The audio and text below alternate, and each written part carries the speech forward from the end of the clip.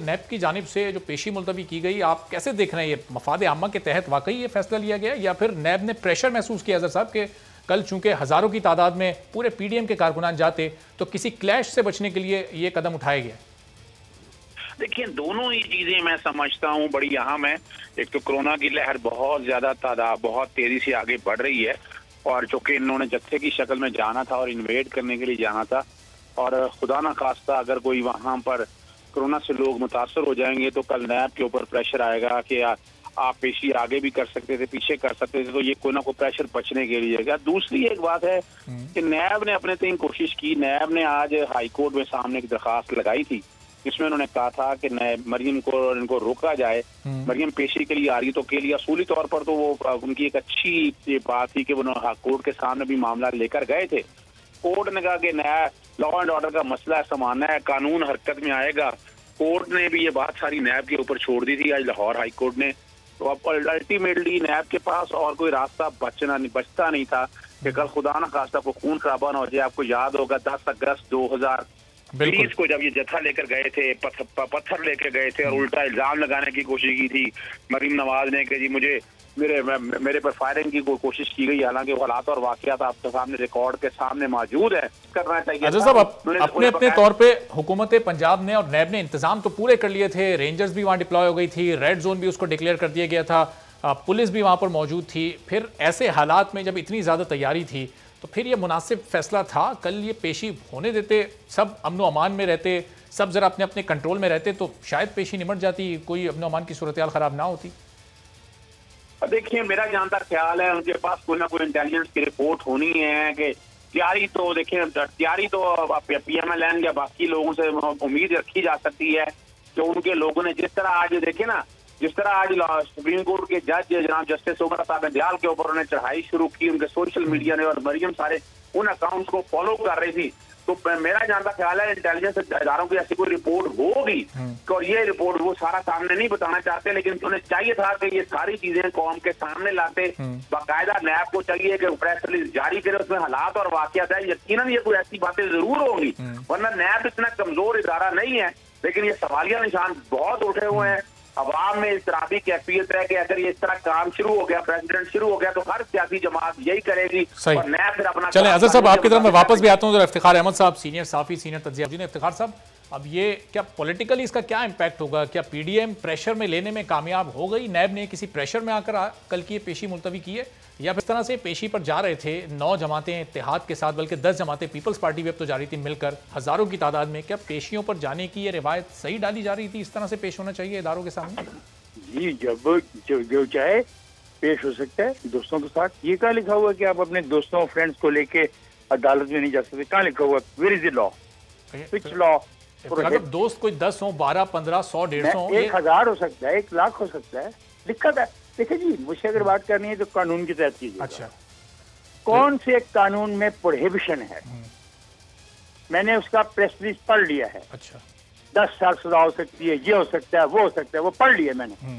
अब सवाल बताएं कि किसी भी आदमी की पेशी पर उसके साथ कितने लोग जाएंगे, ये किस कानून में लिखा हुआ है? अगर वो कानून है तो मुझे कोट कर दीजिए। एक तो मेरे इल्म में इजाफा हो जाएगा और आइंदा मैं ऐसी अहमकाना गुफ्तगू नहीं करूंगा।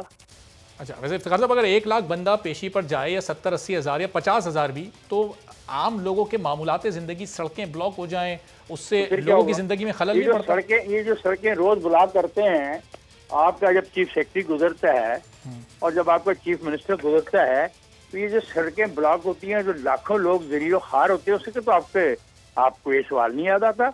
जब शहर का ट्रैफिक का निजाम तबाह बर्बाद हो जाता है और ट्रैफिक के सिपाही ड्यूटी नहीं करते और पूरा शहर चौक हो जाता है, तो उससे तो ये सवाल कभी जेर बहस नहीं आया टीवी पे। ये अजहर सिद्दीक साहब साथ हैं, अब जरा ज़ाहिर माहिर कानून तो ये बोले अजहर साहब, कोई ऐसा कानून है कि 1 डेढ़ लाख बंदे को पेशी पर ले जाएं, सड़कें ब्लॉक हो जाएं, निजाम दरम भरम हो जाए, और कोई ऐसा कानून नहीं है कि इसको रोका जा सके? मैं बड़ी सिंपल सी पोजीशन आपको बता देता हूँ।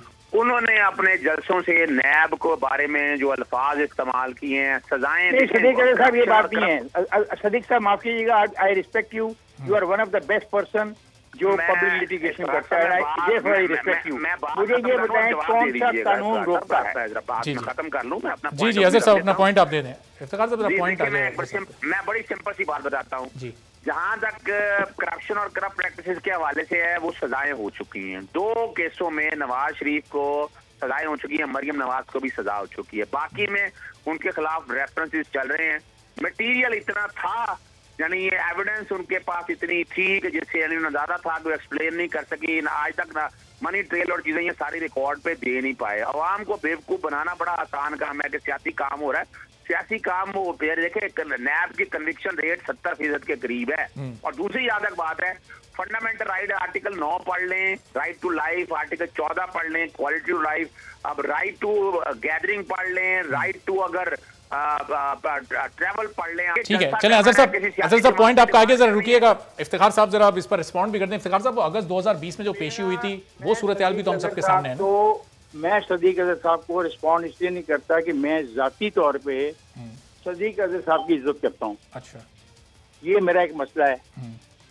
वरना जो ये मेरा दोस्त फरमा रहा है इसकी कोई लीगल हैसियत नहीं है। अच्छा, क्वेश्चन आपने ये रेज किया कि क्या कोई शख्स अपनी पेशी पर 1 आदमी ले जा सकता है या 1 लाख।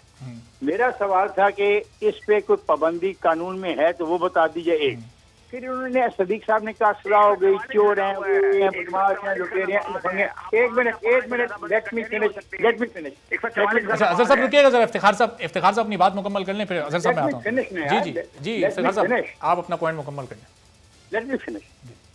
आप इसी कागज को पढ़ें जो कागज आपके सामने पड़ा हुआ है कि जो शख्स मैं पढ़ा हूं उस असर डिले करने की टैक्टिस इस्तेमाल करे, तो वो डिले करने की जो टैक्टिस नैब इस्तेमाल कर रहा है साल से, तो कोई नैब के लिए कोई सजा का तजवीज नहीं है। नैब बालातर है।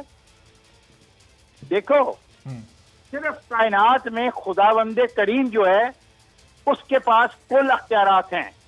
सही, बाकी उसके नीचे खा फौज हो, खा पार्लियामेंट हो, खा ये जज साहब हो, खा अदलिया हो, खा नैब हो, इनके पास कंप्लीट इतने अख्तियारात नहीं है जिसका वो इस्तेमाल कर रहे हैं। वो चोर हैं, वो चक्के हैं, बदमाश हैं, लुटेरे हैं, लफंगे हैं, उनको सजा दें, खत्म। कहानियां ना सुनाएं। ये शहजाद अकबर एक फाइल और लेके है आज पिंडी से लाहौर, ये ना करें। सही, अब आगे चलें। सब्सक्राइब करें और बेल दबाएं ताकि कोई खबर रह न जाए।